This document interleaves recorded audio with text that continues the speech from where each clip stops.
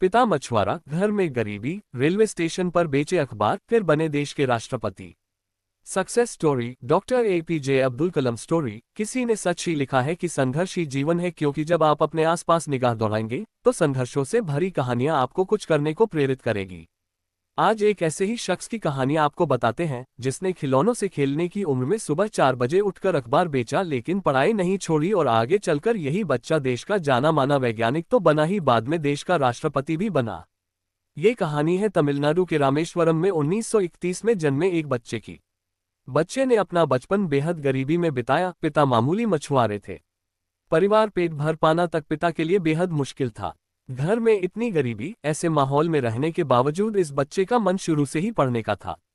ये अपने परिवार में 4 भाई एक बहन में सबसे छोटा था। यही बच्चा आगे चलकर भारत का 11वां राष्ट्रपति बना। जी हाँ, ये कहानी है देश के राष्ट्रपति रहे पी.जे. अब्दुल कलाम। पी.जे. अब्दुल कलाम की। 8 साल का बच्चा सुबह 4 बजे उठता। पढ़ाई का ख्वाब आंखों में सजाए नन्हा सा बच्चा बचपन, खेल खिलौनों की उम्र में पढ़ाई का खर्च निकालने के लिए अखबार बेचना पड़ा। 8 साल का बच्चा सुबह 4 बजे उठता, रोजाना के काम के बाद मैथ्स पढ़ने जाता। ट्यूशन से लौटकर रामेश्वरम रेलवे स्टेशन और पास के बस स्टेशन पर रोज अखबार बेचता। इस दिन था न करेंगे एरोनॉटिकल इंजीनियरिंग की पढ़ाई। दिन रात, हफ्ते महीने साल बीते। वो मेहनती छोटा बच्चा 5वीं क्लास में आ गया। 5वीं क्लास में एक दिन टीचर ने बच्चों से पूछा, पक्षी कैसे उड़ पाते हैं?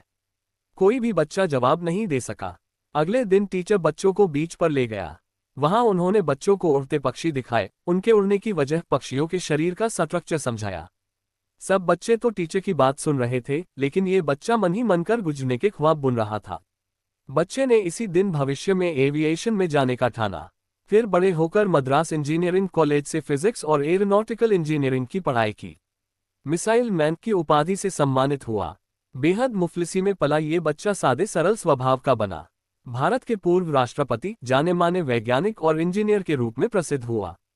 लगभग 4 दशकों तक वैज्ञानिक और विज्ञान के प्रशासक के रूप में रक्षा अनुसंधान और विकास संगठन डीआरडीओ और भारतीय अंतरिक्ष अनुसंधान संगठन इसरो की देखभाल की। बैलिस्टिक मिसाइलों और व्हीकल टेक्नोलॉजी के विकास के लिए भारत में मिसाइल मैन की उपाधि से सम्मानित हुआ। 27 जुलाई 2015 को अलविदा। इन्होंने सिखाया, जीवन में चाहे कैसी भी स्थिति हो, अगर ठान लेते हैं तो सपनों को हकीकत में जरूर बदलते हैं। डॉक्टर एपीजे अब्दुल कलाम। डॉक्टर एपीजे अब्दुल कलाम की ये बात आज भारत के साथ साथ दुनिया भर में सभी को इंस्पायर करती है। 27 जुलाई 2015 को आईआईएम शिलोंग में छात्रों को लेक्चर देते समय कलाम को दिल का दौरा पड़ा और कलाम हमेशा के लिए अलविदा कह गए।